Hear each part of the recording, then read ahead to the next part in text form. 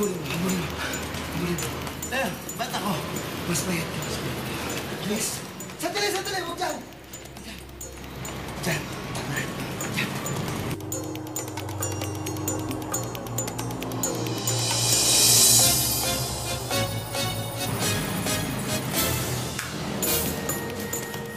Inspector Claudio Angeles. Wala nang malahas. Wala na rin ang suspect.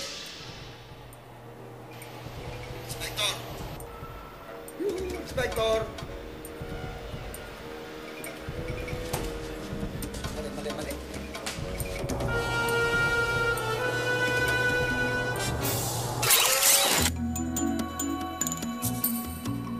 Yes, that's me. Senior Inspector Claudio Angeles. Boys, nakatakas na naman yung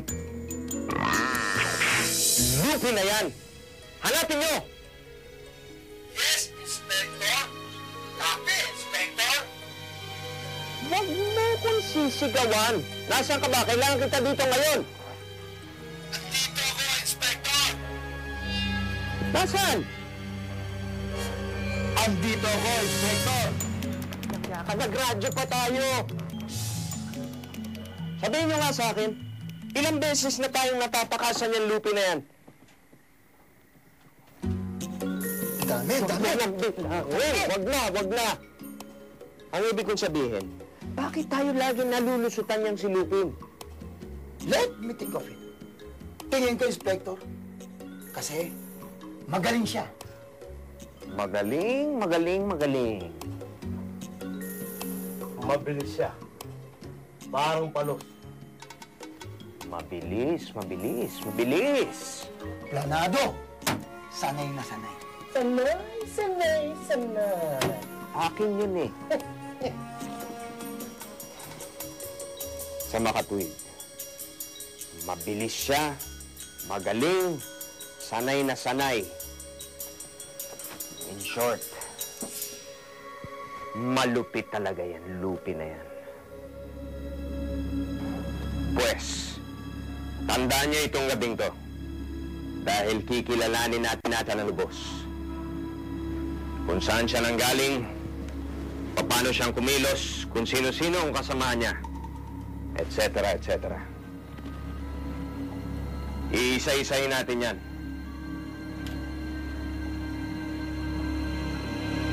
Sabay-sabay natin kilalanin si Lupin.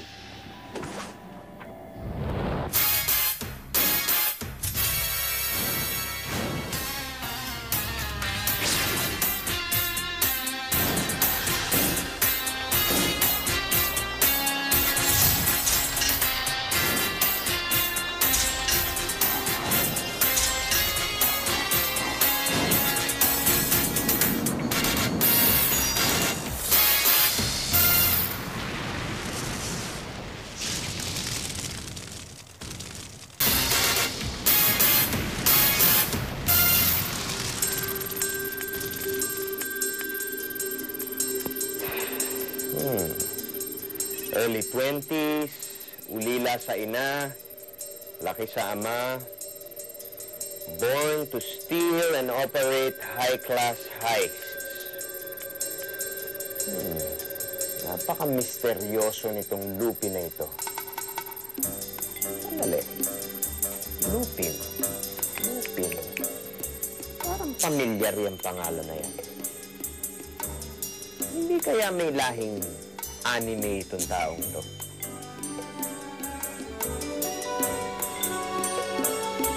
Narito ang mga statements ng mga tatawagin nating deep penetration agents na malapit kay Lupin. In fact, sila ang bumuo, humulma at nagbigay ng buhay sa kanya.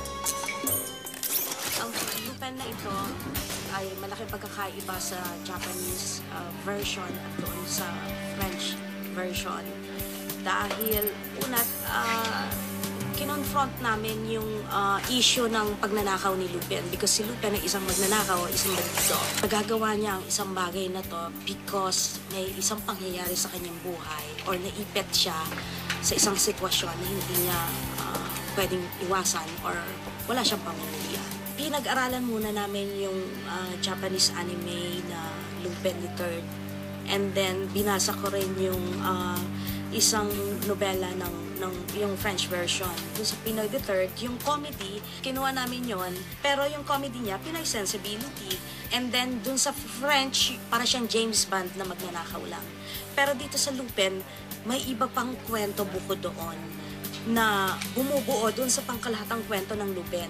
Para sa akin, yung mga characters na pinasok namin doon, pinulot siya sa Pinoy sensibilities. Pinoy yung pagkakagawa sa kanya.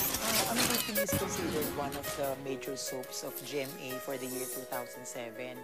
Kaya ganun din ang suporta na binigay ng network sa project na ito. Actually, ang budget nito hindi nalalayo sa budget ng mga fantasy soaps kahit hindi siya fantasy. At ang isa pang ihahandog ng Lupin ay yung tandem ni Richard sa Canigiano in a soap. Dahil you see both of them sa ibang shows, katulad ng Nuts, magkasama sila. Pero first time silang magkasama in a soap na seryoso and yet funny rin. Ang GMA, palaging every time we come up with a new soap, we are always challenged to do something new to ourselves and to our audience as well. So we hope na kagigiliwan talaga to ng mga tao kasi ni-research, pinag-isipan, matagal na panahon rin na dinevelop ang istorya para maging nakakaaliw and very entertaining sa audience. So sana magustuhan naman nila yung effort na nilagay dito sa programang to. Yung challenge namin is to put in a very good dramatic story kasi alam naman natin na yun ang susundan talaga yung storya. So, matagal na proseso yon hanggang makakuha kami ng isang napakagandang story, very intense, very exciting, yet nasa character ng mga bumubuo ng Lupin, yung comedy, nakakatawa yung mga ginagawa nila. And of course, yung action na, ibang action to dahil may pagka-spy to. So, lahat yun pinagsama-sama para ibigay ang isang bagong programa. Unlike in his past soaps, si Richard Gutierrez dito ay ordinaryong mortal. Wala siyang mga extraordinary powers. Pero dahil sa high-action adventure to, tapos may pagka-suspense siya, pwedeng ang ginagawa nga niya rito parang si James Bond siya or parang si Tom Cruise siya sa mga Mission Impossible. I'm sure na mapapabilib pa rin niya ang mga fans niya sa kanyang talent at kakayahan bilang si Lupin. Sigurado kung ini-imagine nyo na kung ano nga ba talaga ang itsura ni Lupin. Kung paano siyang kumilos, manamit, makipagbakbakan. Ang bakas ni Lupin mula sa mga eyewitness niya sa pagbabalik ng sino si Lupin.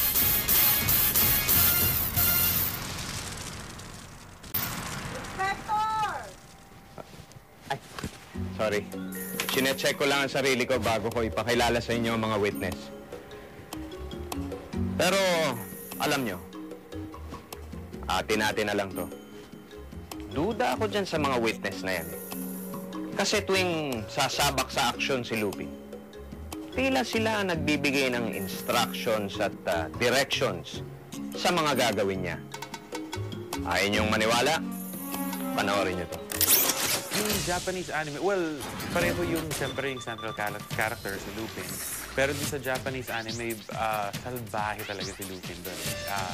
And a lot of the things, yung si Lupin, pag sa Japanese version, pag may nakuha siyang object, kunyari kasi magnanakaw siya, minsan ginagawa lang niya kasi trip niya yun eh. In our version, may pagka-naughty pa rin siya, may pagka yung comedy is still there, pero the reason he steals is very different. Yung mga ninanakaw niya, it's for a specific reason. It's not out of greed or anything like that. Usually nga, he actually needs to steal to save a life. Pinag-isipan talaga ng maigi ng creative team kung paano natin mai-offer na naman to sa mga viewers nang hindi nila bibitawan. Nasa umpisa pa lang, mahuhook na sila dun sa show.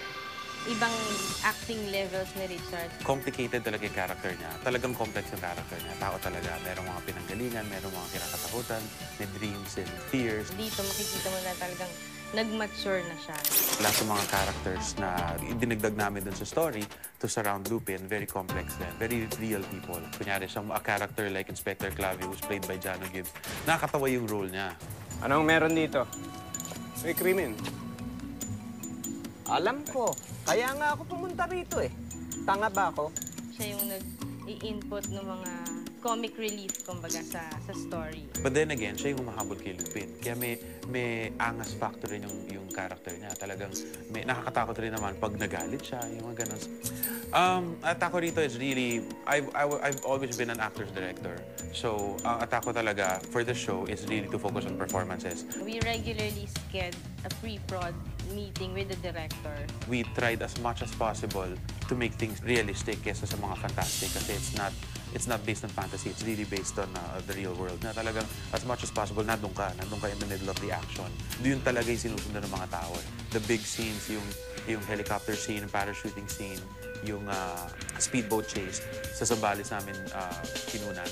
And we did a lot of preparation for that. Para talagang buhos talaga to make those big scenes. Kaya yung first episode pa lang, first gap, tumalo na si Richard from a helicopter, parachute, then he tries to land on a speedboat na yung speedboat, hinahabol pa ng ito pang speedboat, and then ang daming nangyayari. This is just the first gap of the first episode.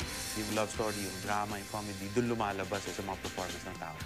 Swerte kami kasi nga very complex yung characters, and in the script, there's a lot to play with ng mga artista. So there's a lot to chew on, there's a lot for them to work on, kaya enjoy talaga kami working on the characters, working on the story, really bringing them to life. Instead of just focusing on effects na marami naman, and focusing on just the action sequences na marami rin, I almost always focus on the acting and the performances. And then of course, we added a lot of eye candy, we added a lot of really big sequences, yung mga action sequences, yung mga chase, yung mga ganon, yung mga heist, para magustuhan ng lahat. Medyo extensive yung ginawa naming mga paghahanda rito in terms of pagpipili ng mga locations or environment para sa hinihingi ng kwento. Pero minsan kasi yung hinihingi ng kwento at yung pag-usapan namin directors, yung tinatawag namin medyo hyper-real, hindi siya pwedeng yung ordinaryo lang na lugar. As much as possible, pipili nga kami ng maganda na umaangkop sa kwento. Kung hindi naman siya angkop na angkop, sinusuportahan namin ng konting enhancement. Meron kami mga ibang locations na merong background replacement, meaning CGI yung enhancement niya. Meron namang ibang locations na may construction. Ginagawa namin siyang, hindi siya mukhang Pilipinas in terms of especially mga heist o mga ninanakawan ni Lupin. Kung hindi mo siya makita man dito sa Pilipinas, ginagawa namin siya sa studio, dinidesign namin. Mas maraming stunts dito kasi karamihan kasi sa character nila, kung ano yung gagawin nila, pasikot-sikot para magawa nila yung mission nila. Kailangan nila umakyat ng building, tumalon, sumakay ng helicopter, patakbo ng speedboat. Lahat gagawin nila para matubad nila yung mission nila. Yung Zera, character niya rito, magaling siya sa mga kutsilyo, nilalaro niya yung mga... Lahat kung ano makita niyang klase ng kutsilyo, kaya niyang gamitin, kaya niyang laruin.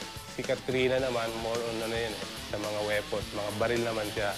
So dito, parang specialized niya yun. With Lupin, ang ginawa ko lang, it's more on basic daylight and tungsten na balanced lights.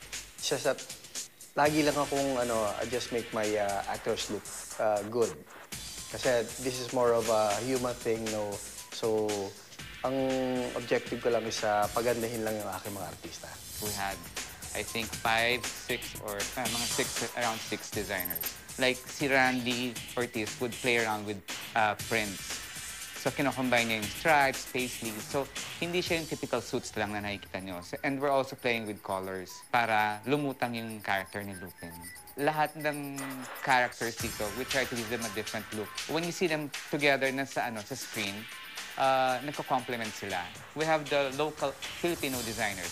Minamatch namin sa mga foreign designers, like using shoes, belts, tsaka yung sunglasses. Ayun, mini-mix-match namin para mag-give it a different look. Alam ko, magandang lalaki si Lupin. Pero konting paligo lang naman ang lamang niya sa akin. Baka nakakalimutan nyo. Ako na yata ang pinakamagandang lalaki sa mundo. Ang tutuklasin naman natin ay kung sino-sino ang mga taong nakapaligid sa kanya. Dito lamang, sa Sino si Lupin.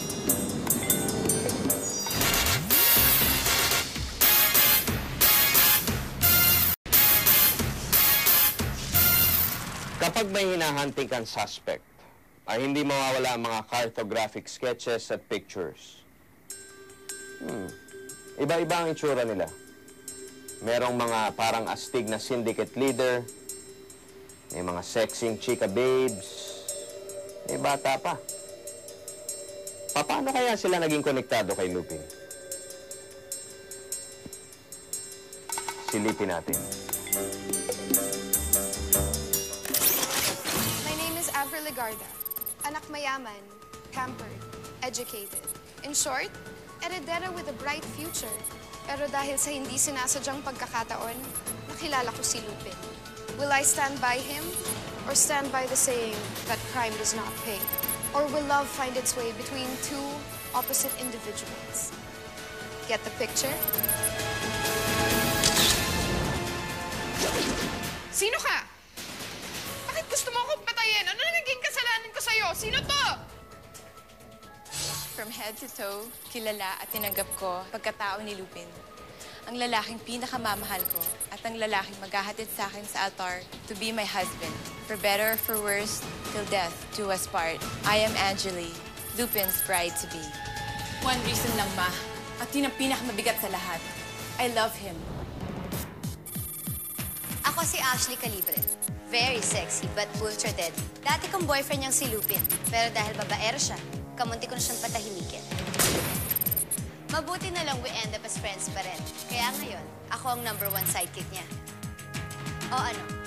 Sino sa inyo gusto makatikim ng bala ko?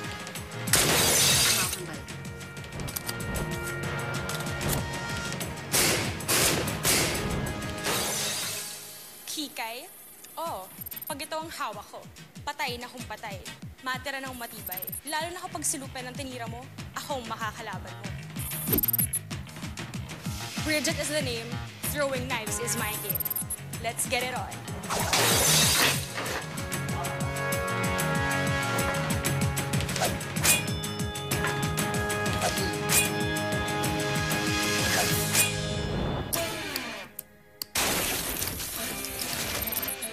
Ako si Castor, your friendly neighborhood terror. Small-time kawatan. Pero ngayon, high society na kinakanako. Salamat sa sanggandikit kong si Lupin. Kaya pag ginalaw niyo ang idol ko, talo-talo na tayo. Ako si Cecilia. Iginagalang, kinikilala, tinitingala. Pero sa likod ng aking katayuan ay isang lihim. Isang lihim na tanging anak ko lamang na si Lupin ang dapat umuklas. Ako si Sister Ana Nicole, isang madre na may misteryong pinanggalingan. Isang madilim na nakaraan na hindi ko magawang kalimutan. Si Lupin lang ang pag-asa ko para magawang ko ng paraan, para magawa kong buuin muli ang lahat ng mga nawala sa akin. Ako si Danggoy, and Lupin is my best friend. Alam niyo ba kung ba't kami naging magkaibigan ni Lupin? Kasi doon sa Baguio, dalawa lang kami ang pinakagwapo. Ayun o, kaya nag-click agad kami. Alam niyo ba tong si Lupin? Masyadong malihim. Ang daming tinatagong sekreto. Pero okay lang. As long as may mamam kami, best friends forever! Ayun o. Ano naman pare? Itong kapatid mo naglambing sa akin itong baril-barilan. Gusto nga Bawal yan eh. Bawal nga eh.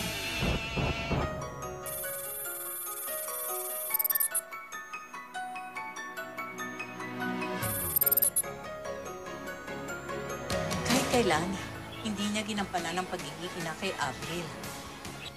Nakita ninyo ang attitude niyang si Edith? Talagang parang wala siyang pakialam sa anak niya. Pagkasama ko si Kuya, protected ako. Matapang siya sa iba, pero sa akin, sweet siya. Kaya pag inaway niyo ako, isusumbong ko kayo kay Kuya. Ako si Angela, ang nag-iisa at tanging girl ng Kuya Lupin ko. Malungkot ka kasi, kaya papasayin kita.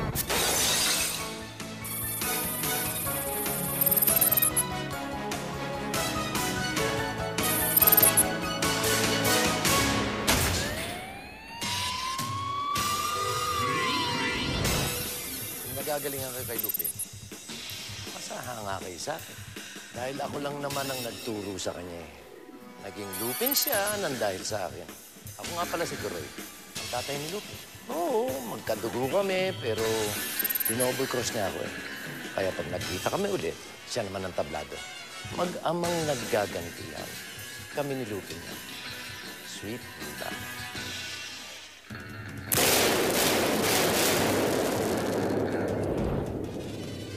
Hindi niyo ako mauutakan! Walang pwedeng makaisa kay Turoy. Ako si Josh, at galit na galit ako sa Lupin na yan dahil mininakaw siya sa akin. At kapag nagkita kami, patay siya sa akin.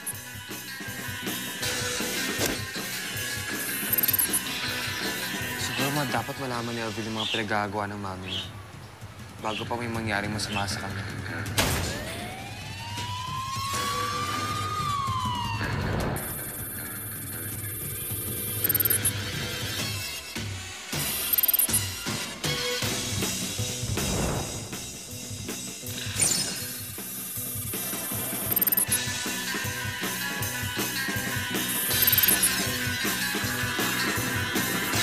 Silang mga daga na nagtago sa ilalim ng lupa. Hindi ko alam kung nasaan ang mga hinayupa. Sa dami na nang nalaman ko tungkol sa'yo, Lupin. Alam ko na kung paano ka hahanapin. Isang matinding one-on-one with the one sa pagbabalik ng Sino si Lupin.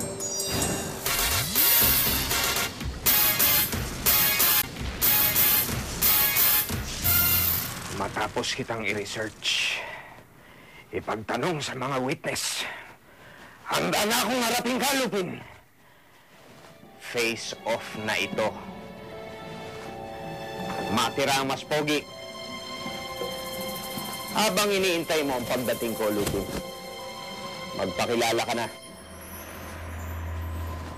Sino ka ba talaga?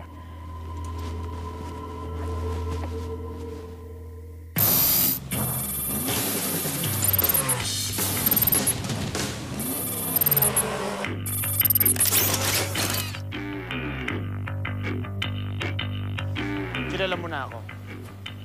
Kilala niyo na ako. Ako si Lupin. Showtime.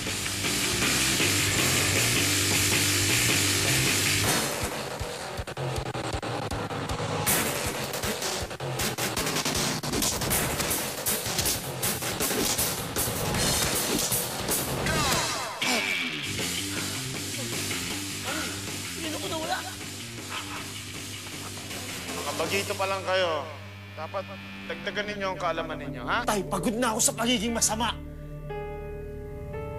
Hindi na ako tutulad sa inyo. Iiwan ko na kayo para hindi lumaking katulad ninyo ang magiging anak ko. Marunong ka nang magsasagot sa... Baka nakakalimutan niyo. Hindi na ako bata, tay. Ngayon niyo lang po ako makikita sa isang soap opera na hindi ako superhero at isa akong pangkaraniwang tao lamang. Sa show na to, kumpleto na po. Matindi ang action, matindi ang drama, at matindi rin ang love story. At hindi lang po yan. Ngayon niyo lang po ako makikita sa isang light na show na may kahalong comedy po. Maraming pong mga action scenes, mga stunts na ako po ang gumawa. Hindi na po ako masyado nag-training sa mga action scenes dahil meron po akong konting background. Ang training po na ginawa ko dito ay kung paano po maging mabilis ang aking kamay dahil isa akong bandido dito. Ang character po ni Lupin ay sikat na sikat sa buong mundo. At ngayon po ay gagawa tayo ng sarili nating version para po ito sa mga Pilipino. Lupin!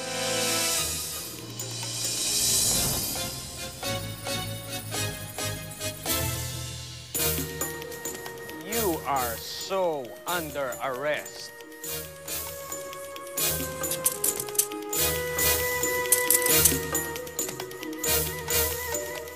Wala ka ng kawala ngayon, Lupin. Ikaw ang walang kawala, Inspector. Huh?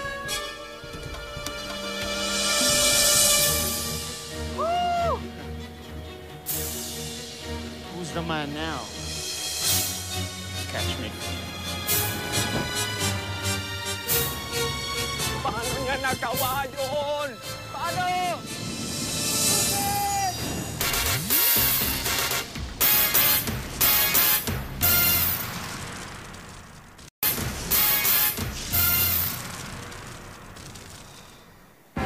Lupin, may araw ka rin. Katunayan, ang araw na yan ay bukas na. Dahil bukas, mapapanood ka na ng buong bayan. At pag nagkataon, marami na kaming susubaybay sa'yo.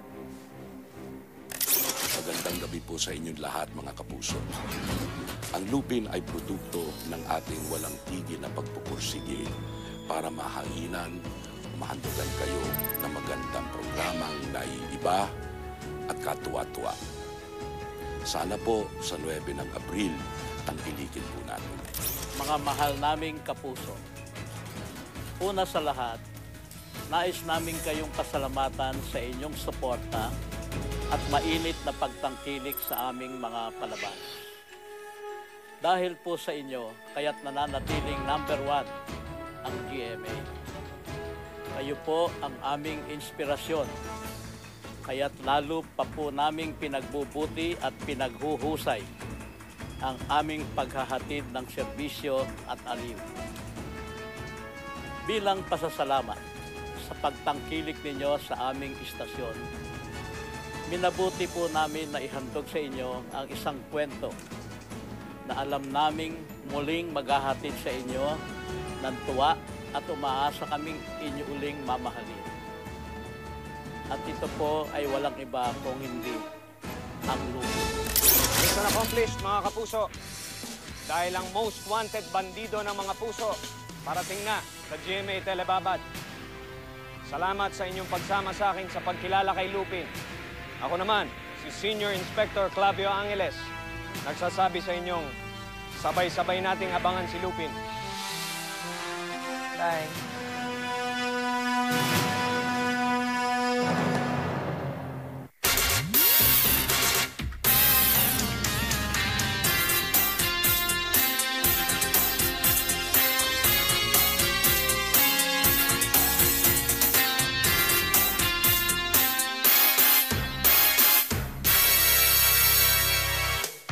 Sino ka nga ba? Ano ang iyong nakaraan? Bandido lamang ba? O may iba pang dahilan? Tila buong mundo ay pilit tinutugis ka. Sa bawat kilos mo may nagmamatsyag na mata. Mailap, madulas, sadyang maapangas, matinik, mabilis at di umatras. Malakas ang dating, magaling tumakas, kahit na katiting ay walang iwanang bakas. Subukang hulihin si Lupin.